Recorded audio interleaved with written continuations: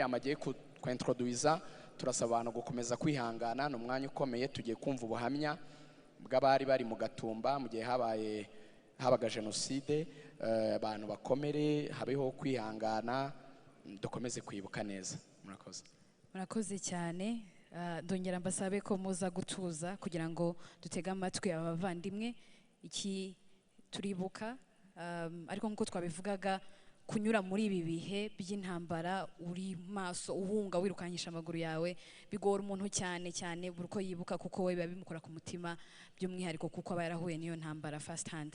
Reka twakire Jeanne hanyuma ye turaza kwakira Dieudonné umwe aratanga ubuhamya buri wese naho Imana yamucunguriye amagara mu mwanya muto tubatega amatwi murakoze.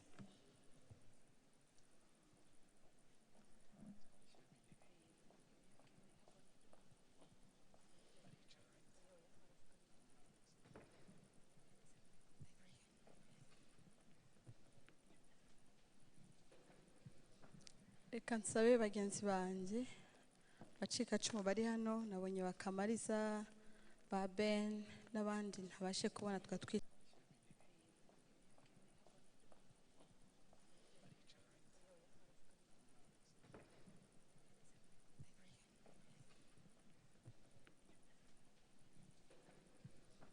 reka nsabe bagenzi banjye bacikacumu bari hano nabonye bakamariza ba Ben n'abandi ntabashe kubona twatwicaranye Mado mwaba mutambuka murakoze nabonye na Pastor Mike yarari hano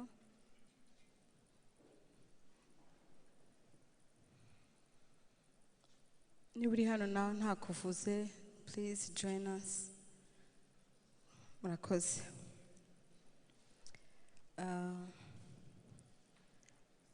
reka ntangire ntivuga amazina nitwa Jeanne Yagabo ndi umumama mfite abana 4 n'umugabo ntuye muri Amerika ariko ndashima Imana ko uyu munsi mpagaze aha dufatikanya namwe kwibuka abacu navukiye muri Kongo ahantu hitwa mu Bibogobogo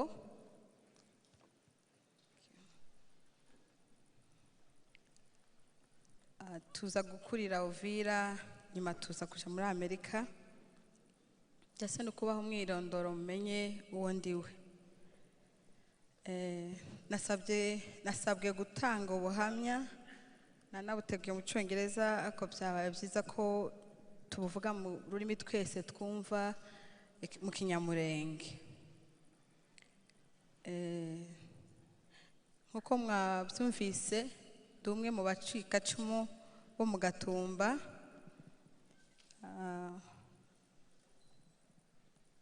mu bwicanyi bwabaye mu kwezi kwa 8 tariki 13 2024 mbere yuko duhungira mu Gatumba twari dutuye Uvira muri Kongo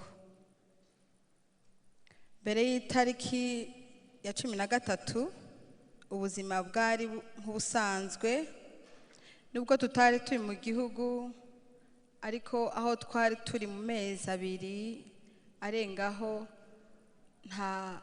ntabwo twigeze tumenya ko ibyatubayeho byarimo birateganwa n'ababikoze nari mfite imyaka 13 icyo gihe ubwicanyi bwabaye impamvu mvuze ko tutigeze tubitekereza nuko twari tuzi ko turi maboko y'abantu beza inkambi yacu yari irinzwe twari dufite abasirikare abapolisi muri entrance yinjiraga uja mu nkambi kuko inkambi yacu yari iri ku muhanda abazi mu Gatumba ubwo murahibuka kandi n'abantu baturindaga n'abantu twavugaga ururimi rumwe ntabwo twigeze dutekereza ko hariho ikibazo cy'umutekano ikindi cyatumaga tutikeka ko turi mu kibazo buri joro binjiraga mu mahema bakagenda ba patrollinga bareba ko nta muntu ukiri hanze n'abari hanze bakatwinjiza. Mbese byari nk'ibisanzwe, ariko muri icyo cyumweru ndetse n'icyumweru kibanziriza ndihuta bambwiye ngo mvuge in brief. Mvuga ko twari tukiri abana, twari dufite amakitivite menshi muri icyo cyumweru. Twari ko twitegura ko tuzakira the former vice president Azarias. So abana bato barimo baduteguza ibintu by'imbyino by'amathire. So nari ndi mu itsinda ry'abo bana.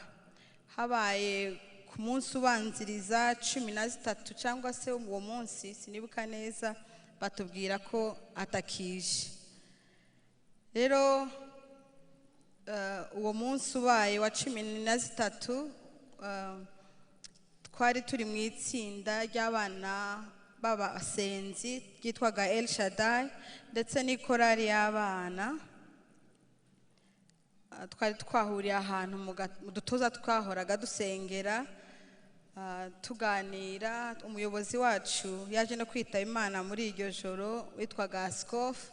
Yari yaduhamagaye aratubwira ati iminsi irimo iragenda turi hano mu nkambi, nta kazi nta mashuri, muze tuganire. Atubwira nyine ko tugomba gukomeza kwitwara turi mu nkambi. Umva twari urubyiruko rwinshi kandi turi hamwe, ariko twari tuzi Imana. Niko kazi k'ingenzi twakoraga muri ayo mezi twabaye mu nkambi. Gusa ntabwo twamenye ko yarimo adusezera n'abandi bose twahuriye hamwe uwo mugoroba. Twaje nyine kubimenya nyuma y'uwo munsi ko ari Imana yari kubitegura ngo dusezerane. Nyuma yabwo twaratashe, ndakeka ko ari nko saa 9 z'umugoroba.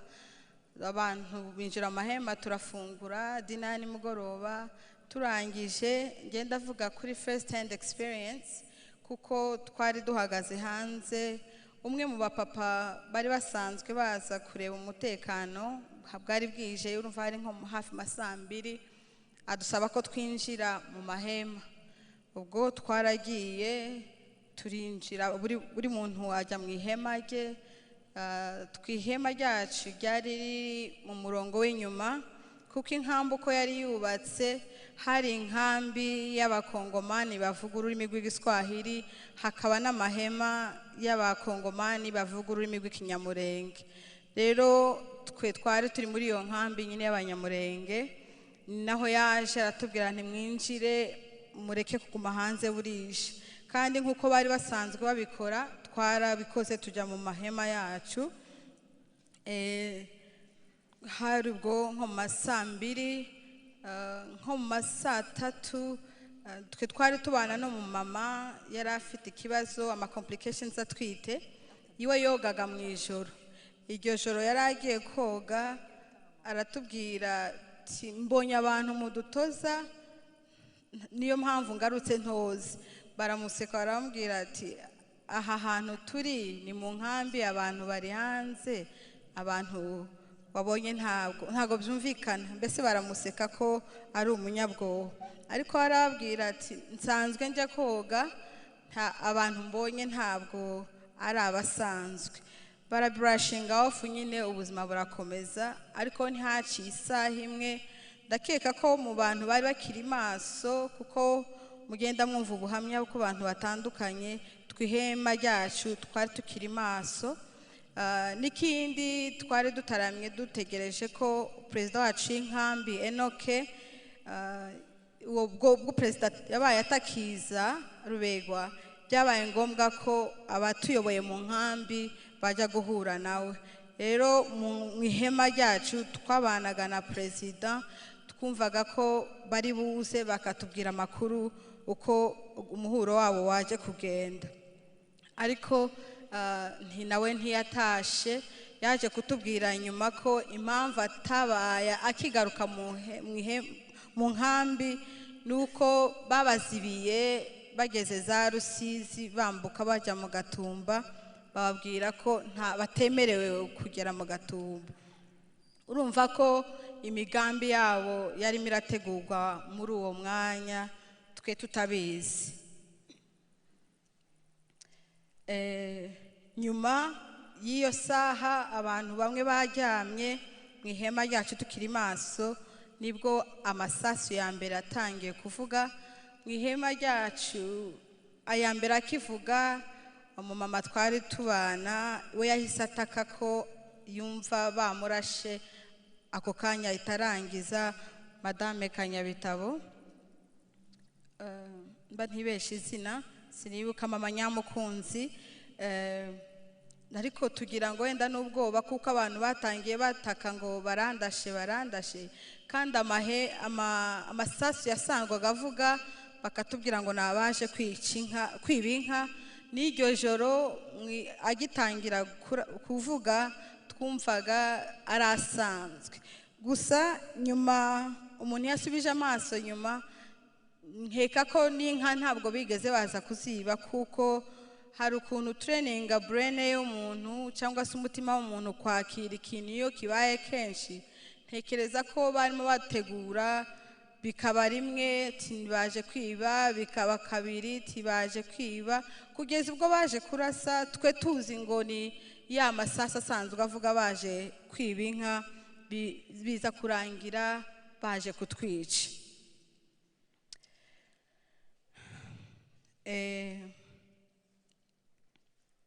Ubwo amasasu yarakomeje mu ihema ryacu, nk'uko nabivuze twari turi inyuma.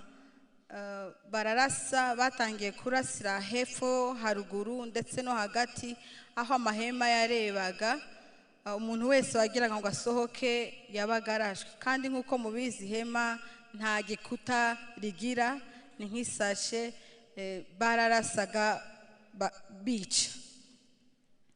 Ubwo bakomeje kurasa nyuma, ariko uko barasa bateje urujijo rutangaje. Ubwo bazanaga ingoma, amapendo, bari bazi ko ubwoko bwacu bw'Abanyamurenge turi abantu bakunda Imana, dukunda guhimbaza, dukunda kuramya.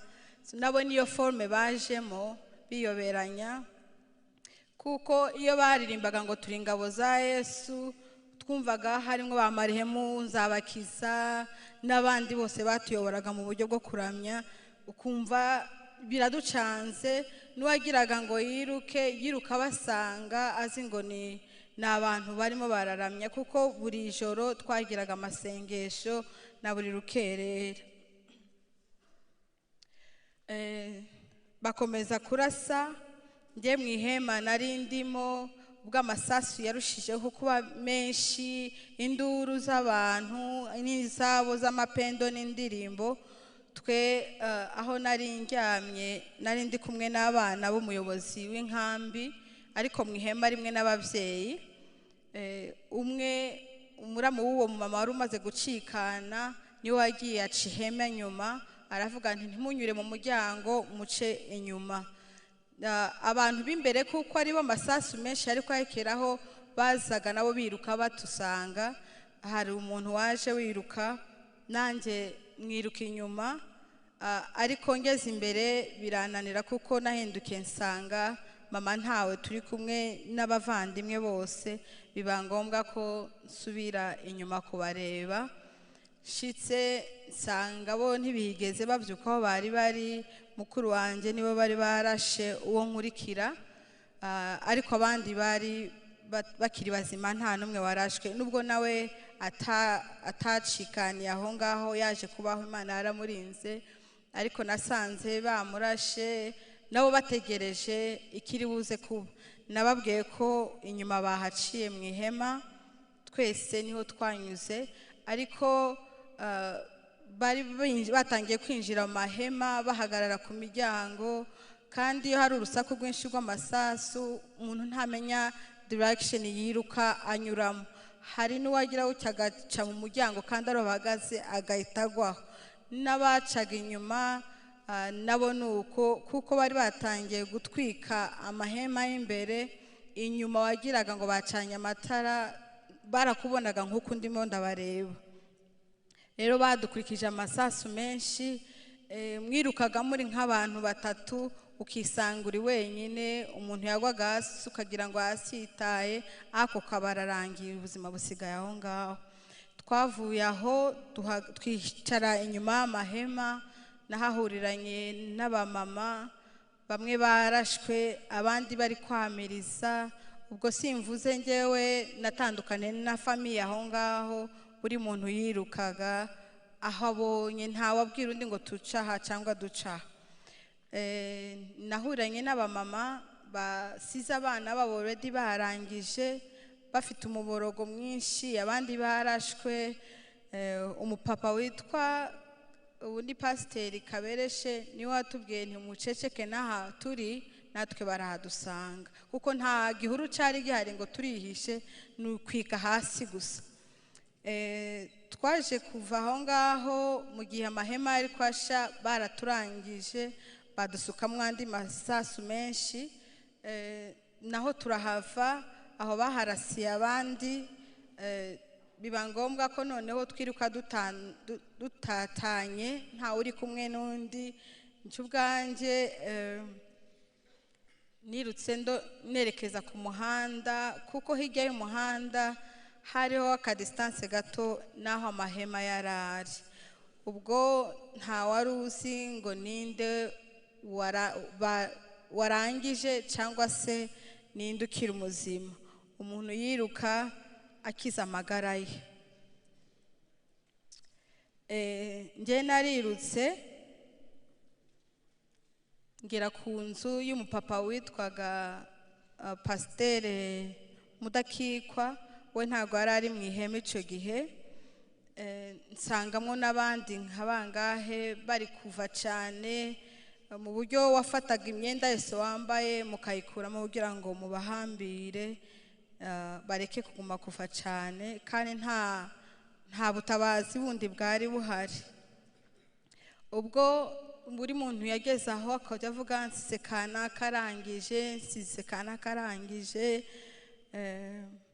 Nuko tugumaho kugeza bugiye guca. Inkomere twari turi kumwe nibwo baje kuzifata bazijyana ku bitaro, ariko uwo mwanya wose mbabwiye abatwicaga batwicaga nk'abafite umwanya wose, kuko bari bazi ko nta mutabazi dufite.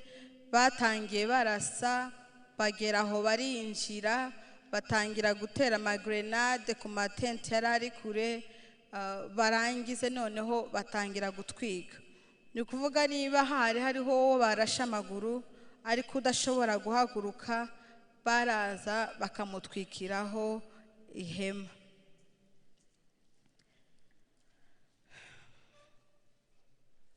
Babikoze mu mwanya urenga amasaha 2, bica kandi banezerewe baririmba. Bo bari muri celebration. Kuri uyu munsi ntabatwaye umwanya, reka mbabwire ko iryo joro twahasize abavandimwe bacu bagera ku 166. Abantu 8 nibo tutamenye irengero ryabo, abandi 116 nibo bakomeretse muri iryo joro mu buryo bw'umubiri bugaragara, ariko abakomeretse mu buryo bw'amarangamutima bahungabanye, ndakeka ko namwe muri aha ntago byabasize muri bazima.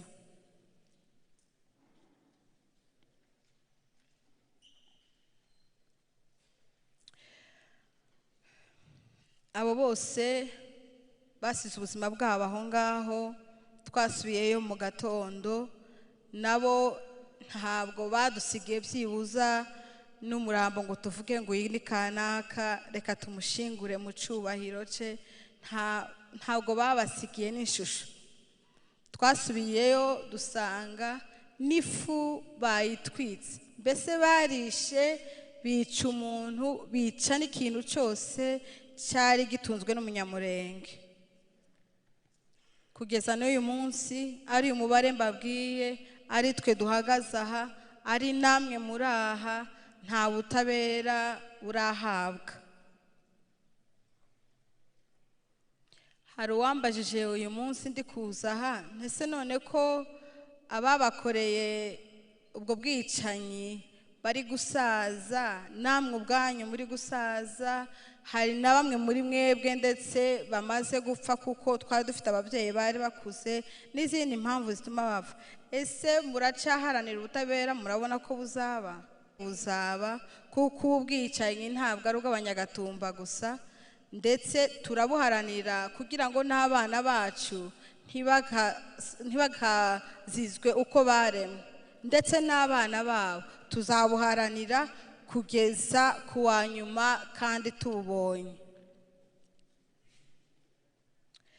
Ubuhamya bwanjye ndabugarukizaho ariko nk'uko wakomeza kubaza ntese wowe warokotse ute kugeza uyu munota n'abahagaze aha ntawe uzi uko twarokotse uretse Imana yonyine yo mu ijuru yahabaye kubw'umugambi wayo iraturinda tukaba duhagaze uyu munsi kugira ngo twibuke abacu kandi duharanira harimo abantu bakora kuri sfiya zose z'ubuzima ibyo turabishimira Imana.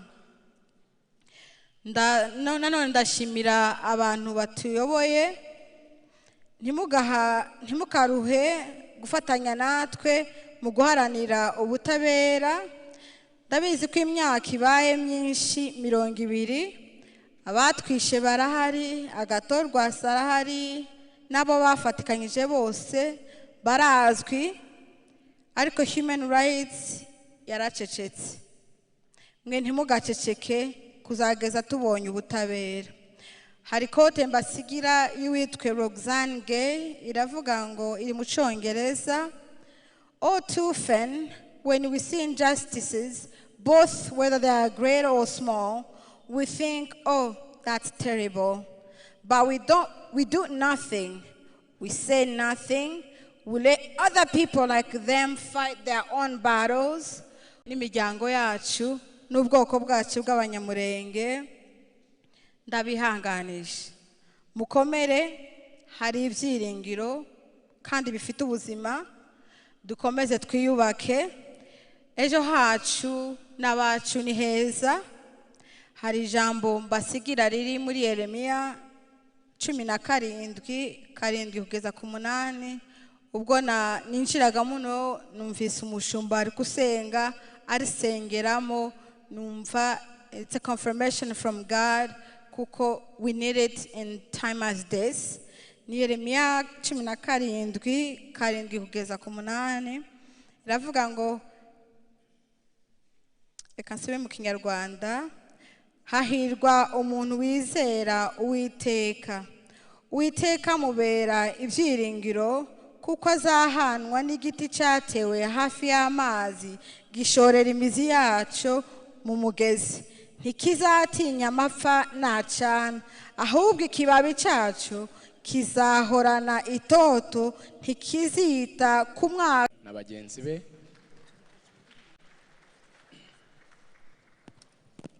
mu by'ukuri ni inkuru ibabaje cyane kuyumva. Buri wese yabikurura mu bitekerezo kumva umwana w'imyaka 13 w'icyo gihe wabonye ibyo bintu akabicamo akabasha kugira umuryango akaba ari umuntu mukuru we abanyamurenge batari wowe bikakugarukaho. Mu bihogobogo murakoze. Twari mu gihugu cy'ababembe n'abapfurero ahantu mu gihugu byagenze. Uwo munsi gaparasaramanuka barajya ari 3 byagenze. Uwo munsi gaparasaramanuka barajya ari 3 ngo bashike barazamuka ariko baza bemeye bavuga ngo abantu nibamanuke kuko nta bundi bwami bari bazi. Ubwami bwari bwamubuto nico gihe twari duhari ariko ubwo nyine hari umwuka mubi w'intambara. Abantu ko barabivuga cyane amaze muri iyo minsi nk'ibiri gutya abantu bikabera muza mwumva n'umunsi bafashwe abantu bo mu biyogobogo barafatwa abandi barahunga. Wari umunsi w'akazi 3 ubwo ngo bigera aho hantu abantu biwacu ahantu hitwa mu bivumu wari umuhana munini cyane. baravuga ati natwe reka tumanuke tugende. Abantu baramanuka hari ku minsi 20 mu kwezi kw'Icyenda nibwo bamanutse. Turagenda tugera ahantu mu Rweba, naje nari mpari, nari kumwe n'umuryango wanje nabo tuvukana bose. Tumaze kugera aho hantu mu Rweba ngo dushike, dusanga ahantu hahindutse. Twasanze hari abasirikari, dusanga hari abandi bitwaga ba Jean Pierre nk'abapolisi, rero si nk'abapolisi, abantu batuye iwacu bose barabazi. Abo no bantu bari bahari. Dusanga ibintu byahindutse, baranja baratunyaga, baduhitije ahantu mu gakanisa, baja kutwambura imyenda yose, batwambura n'amafaranga dufite. Uwo munsi turaharara, ngo buce mu gitondo hari kwa gatandatu. Abasirikari bava Baraka, bari basize abandi bo mu Miyogobogo, Abanyakabera bagiye, bari muri Tanganyika. Natwe ubwo baraza baratugota ahantu. Bamaze kutugota ahantu mu Rweba, ubwo nibwo nahavuye.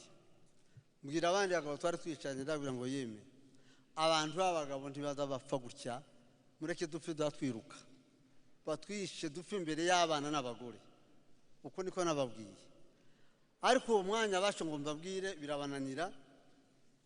Jewe ubwo ndahava, baranirukana, nirukanywe n'ababimbi 2 bafite amacumu yabo, baranirukana nk'ikintu c'amasaha 2 cyangwa 3, ariko ndabasiga. Ariko abantu bose nsiga baganditse aho, abagore n'abana, abasaza bose bari baganditse aho, bagoswe n'abasirikare n'ababimbi. Umubembe akamaza n'icumu, akamara ivy'igitari mu gitaka nk'uko kwaje gutera impyisi. Uko niko byari bimeze. Ariko uwo mwanya ndazamuka, ngongera ahantu hitwa kuri Nyagisozi, abantu barahazi, sanga abantu bose nabo bari kumanuka. Ndababwira ngo abantu cyagira umuntu usaba kumanuka, ihari yahindutse. Ubwo nibwo abantu bahunze. Baraja bukabaja za Mugorore, abantu bahazi. Nabwo abandi kera bari bamaze kurenga ruguru ku Ndondo mu Bijabo, abantu bose barahazi. Ariko abantu baraganditse aho hantu, biteye ubwoba cyane. Induru ziravuze, mbabwira ko nta muntu uzosubira kurokoka waturutse mu bivumu. Iryo joro n'uwo munsi twagiye ngo tugere ahantu hitwa muri Kabimbo bahazi. N'uwo munsi twahuye n'ingabo zari ziturutse ruguru, baratugarura badusubiza ku Mugorore. Bahashitse ku wa mbere ku Cyumweru. Kuri uwo munsi ku Cyumweru baradukoranya abagabo bose. Ahantu hari Miyogobogo kwa Mugwema, hari abantu bari bakingiranywe mu nzu, bashakisha uburyo bogenda kubakura aho hantu, kandi bari bagoswe n'abasirikare. Uwo mwanya bahamagara abasore, kuko abasore n'abantu beza cyane. Barabahamagara, baravuga ati muze mutuyobore ukuntu twogenda ijoro, byibura tuyo kuramira bari abantu bagisigaye. Gerageza kubabwira ngo seyime, timwo manuka ngo mugende muje mu Rweba, muje kura kuko muhoramira abo bantu. Baravuga ati ntizashoboka. Paka nukubanza kurasa bari abasirikari bari Miyogobogo. Tugiye mu Rweba bogaruka bakamurana abantu. Asirikari n'abakari kurya nyine n'abanyabwenge, kandi baba babizi nyine. Aho habaye mu ijoro rya kabiri n'umunsi bagiye, baragenda ngo shike aho Miyogobogo, baraharasa nyine, barasaba abasirikari bahari. Ba bantu bose bari mu Rubunga bari bafungiwemo bose, abo bose bararokoka, barabazana uwo munsi. Uko niko byagenze ahantu mu Miyogobogo, abakize bakira uwo munsi. Baraza ngo habe kuwa gatatu, kuwa gatanu n'uwo munsi bamanutse mu Rweba. Baragenda bamaze gushika, basanga abantu bose baha iwacu mu Rweba, baha mu bivumu, abantu bose bishwe, abandi bajanywe kwa Mbogo. Ariko ubwo kandi abishwe uwo munsi hishwe abagabo, hishwe abagore n'abana b'imfubyi, abana b'impinja benshi barabica. Hakaba n'inkomeri nyinshi zajanye n'abagabo bahoze bagenda muri Tanganyika babajana za Kamanyura. Uko niko byagenze. Uwo munsi bamaze gushaka basanga bararwana gusa n'abasirikari bakeya ariko basanga abantu bose baragiye n'abandi bose bishwe. Muri abo bantu biciwe aho mu Rweba hiciwe umuryango wanje, umudamu wanje n'abana batatu, n'abasaza banje n'abakecuru banje n'abakuru banje n'abandi bose tuvukana. Ubwo ngo bimare kuba gutyo, abantu baragenda ngo bagere kwa Mbogo, ahantu hitwa kwa Mbogo, benshi barahazi. Abagabo bose bari bahari niho babohewe, bakabashira mu bwato bakagenda kubamena muri Tanganyika. Nta mugabo havuye haba n'umwe. Aho kwa Mbogo hari umwana umwe w'uruhinja, rero yari inshuke, inzara iramwica, baragenda basasa ku musenyi gusa barafurira. Ariko abagabo bose naho niho baguye. Hari abahungu bari bagiye bashoreye inka, abahungu 5, ntawomenya urupfu bapfuye. Bamwe bazagenda babatwikira mu mapini, abandi bakagenda babakwega ku modoka barabatwika. Uko niko byagenze aho hantu. Abandi ubwo abagore n'abana basigaye barabajana no mukamanyura. Nubwo bashite mukamanyura, haba intambara nisha abahungu, abana b'inshuke bamaze kubasobanura bose, bamaze kuvuga ngo babice bose. Uwo munsi ingabo z'u Rwanda zirambuka zirababaka. Biboneka uwo munsi abadamu bose n'abana bose nta bantu bacu baguye mukamanyura, abantu bacu baguye kwa Mbogo no mu Rweba. Subiye inyuma bukeya, abantu bo mu Bivumu hari abantu 70. Nije wari wafashwe, dufatanwa n'abantu 39. Ahantu twari twina abandi bantu 39. Ahantu twari twina abandi baturangiye. Menya atugejejeho. Turi kugenda twegera umusozo w'umugoroba wacu, ariko ndabasabye ngo tugumane, twe gukomeza gusohoka twinjira cyangwa gusohoka urusorongo. Tugume hano kugeza dusoje. Murakoze. Arakoze cyane. Hanyuma munyemerere tugiye kwakira umushyitsi wacu w'umunsi, akaba ari Ambasaderi Mutaboba Joseph. Ni umugabo wakoze imirimo itandukanye mu gihugu cy'u Rwanda. Icyambere mwamenya afite Master's degree muri philosophy yakuye muri London University. Akaba yarakoze imirimo itandukanye, yabaye intumwa ya Perezida wa Repubulika Paul Kagame mu karere k'ibiyaga bigari. Yabaye kandi Secrétaire Général muri Minisiteri y'Ububanyi n'Amahanga ndetse n'ubutwererane hano mu Rwanda. Yanahagarariye u Rwanda muri UN hagati ya 1999 na 2001. Yanakoze imirimo itandukanye muri African Union ndetse no muri UN. Turi abanyekongo ariko babigarutse bavuga ko agira icyo avuga, tubone kwakira abatangabuhamya bacu. Murakoze.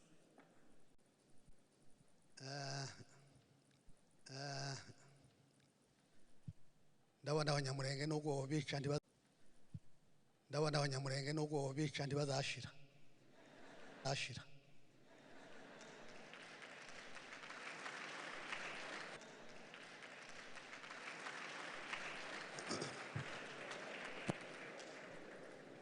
Abana agace kamwe kari hano kandi nizere ko bataje bose. Abasaba ari mu Rwanda bose. Abasaba ari mu Rwanda, muri Kenya nuku, i Burundi nuku, i Murenge nuku. Kandi zamvuga vuba mwihangane. Numvise bavuga ko abazungu bashyize baduteranije. Nje ndavuga ko duheruka amahoro ku bazungu. Abami bazagirereke bose. Icyatumye Abanyamurenge batagirereke no guhunga, bari ensumi. Ntibokumvisha umuzungu haye avuga, ntibigeze babakolonize. Kumukoraho akabunga, bamukora akabunga. Icyatumye urwami bwacu butarema. Icya kabiri, bere kuri independence. Abazungu base turabakongomani kimwe n'abandi bose. Twari kimwe n'abandi bose. Kuko ama election ya mbere nayibonaga senatoye ariko nayibonaga. Hari abitwa ba kandida babaye ba college permanent barato. Mu materitoire ko atatu twari turimo batowe abantu baba college permanent mu nzu nani ncumbitsemo njyewe aho nigiraga ku mugorore chef w'iyo nzu cyangwa se umubyeyi wanjye wo muri iyo nzu baramutoye yitwaga Bishirimbeho ni mukuru wa Monsenyeri aba college permanent ifizi abo bari abakonseye ba administrateur Mwindanyi Muyomba wanje bamutoye Buvira kandi abakandida bitaga abakandida Imwenga Mugabe Yohana baramutoye urumva ko twari mu butegetsi kabandi bose biragenda ariko twa excri tugenda dusubira inyuma aho kuja imbere elema ya mbere Mureriza yaturutse Bandundu yaje ikurikiye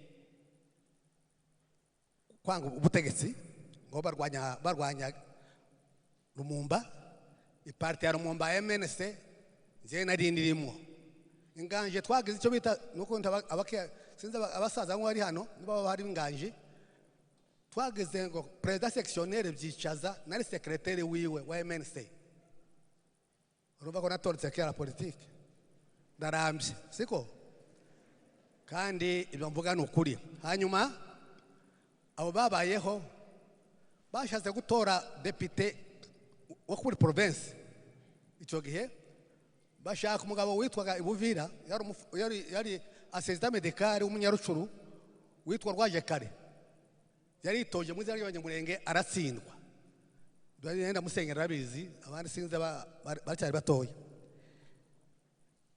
turagenda Murerije rero yari ifite objectif zibiri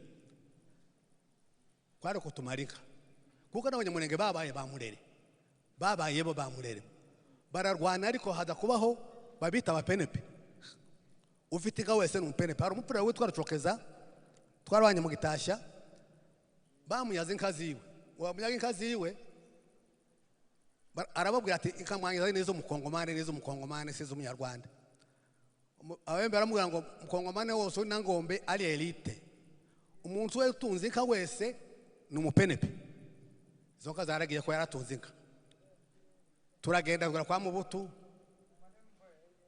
Mubutu umuntu wadushyize mu magorwa yose ya politike ni Mubutu twaramurwaniriye Murere yamunaniye abantu baratsinda bamaraho Murere abanyamurenge no bamazeho Murere recompense rero kwari kudushyira muri perdement mugani w'abana kutwita abazayirwa tituwe n'abazayirwa twe twari bakandida bazabona nationalité d'Uteze habaye ama election yandi ya 82 Gisara maze gufa habonetse abandi bagabo barakoze at degré différent barakoze ndabona Gisaro ntiyagize ingorane nimwe uretse gagiye gufa Gisaro yari umutukire arijibana yarazi kwijibana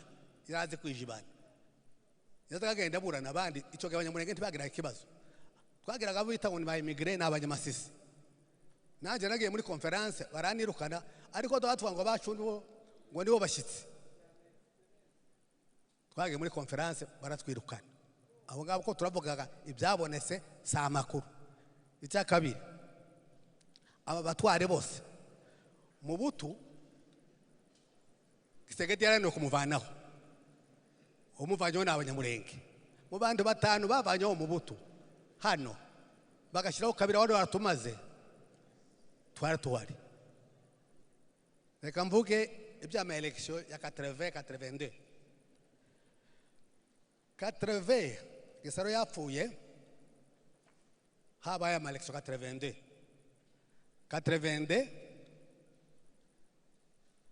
batubwira ko rero mbwira bacu ngewe twarabagabo bane i Bukavu ndababwira mureke twitoze nziko nzotsindwa ariko nditoza ko nzatsindwa ariko twereka abakongomani ko tuhari twereke abandi abene wacu habaga abatutsi b'abanyarwanda be Bukavu bari bakomeye kandi ndi washigikiye sinatanze n'ufaranga wagira n'umwe nabifite bansenge yumva bari bakomeye bakajuka bari bakomeye n'abarundi ba Gerard bari bakomeye bampaye amafaranga yo kwiyamamaza za kwiyamaza ariko icyo gihe gaco watorwaga na MPR watowe na MPR wasaga n'uwatambutse hakaba umuhembe witwa Sadiki yari inshuti ya Gisaro akaba ari wo mukuru w'iparti aragenda akakubura dosiye yanjye ndatambuka twagato burugumestre atugira kampanye bakaba ngo atari munyurando uyu none abandi akabate ngo abamunyamurenge izina ryanje rya Dugu wa Murenge yavuye kwa Mubuto igihe sama election bamutambo za kandidatire zabo au niveau province national batwika amaherini ya Mubuto batwitsa amaherini ya Mubuto aravuga ati nta bantu bo twika amaherini yanjye atari abanyekongo batwitsa amaherini yanjye bafite droit muzo kopte umuntu wabo mushyire muri assemblée kuko bari bazi ko nari kandida ibukavu bamenye izina rya Dugu tibamenye irindi harimo rwa Kabuba ni wari umurideri wacu amakominoto yashize mu buryo yavuga ngo bashyire umunyamurenge baza kwita kuvuga ngo ni Dugu wa Murenge naho habo iryo zina ryarafashe ndagira ngo nigeze ise wizina siko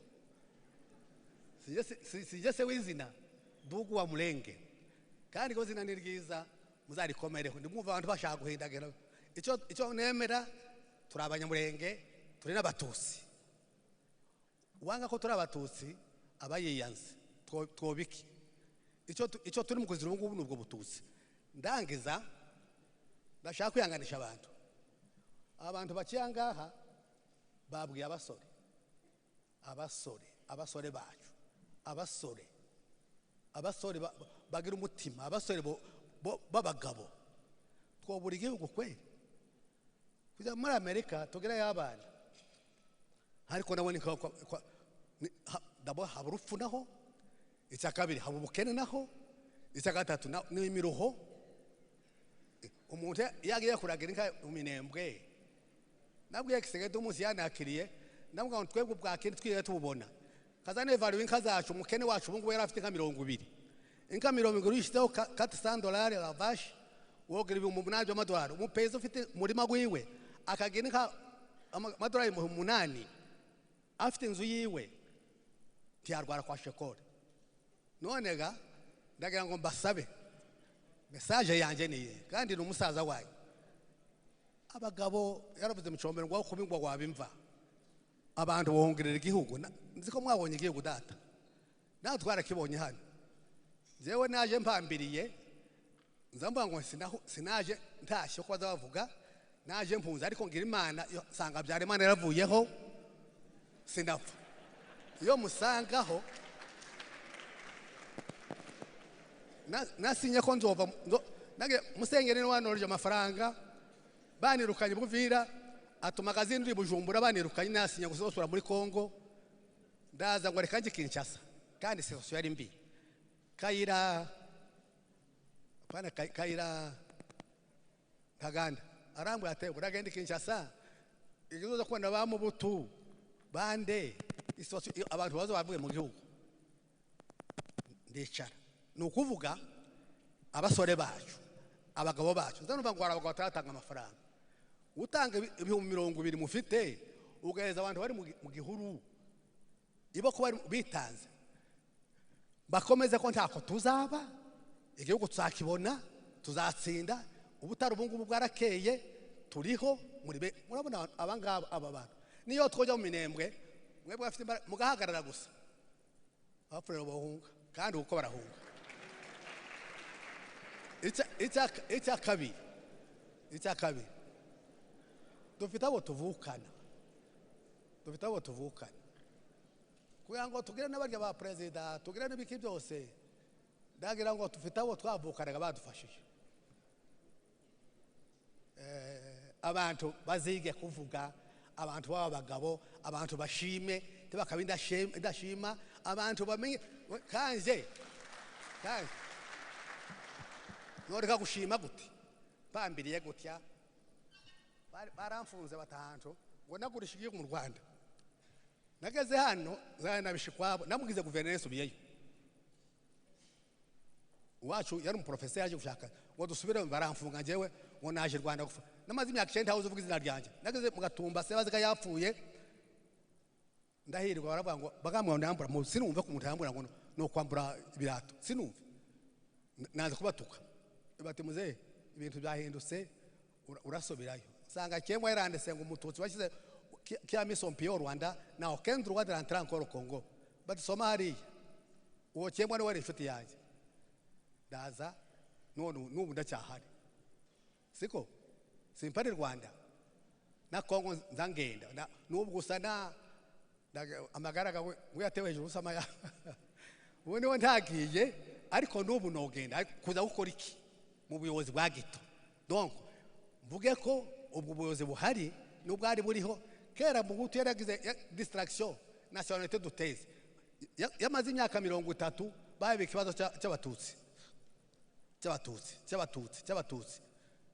ndangize mvuga ko bakomeze nte tuzashira cyo ni kimwe kandi mugwe mu byare dufite intambara abajuife ko bararwana natwe twose abana abantu bakazatujana kwiga iriya kuko intambara yacu kugira ngo izashire ni Imana Yesu nawe ntahayaza ngo tujyane ariko kandi dukwiye kurwanira igihugu twakirwanira ntitube imbwa z'abagabo narangije babwira ngo ubwo bimeze gutya tako tuzaba turiho muri benshi pe Imana bakomeze kandi bagasarira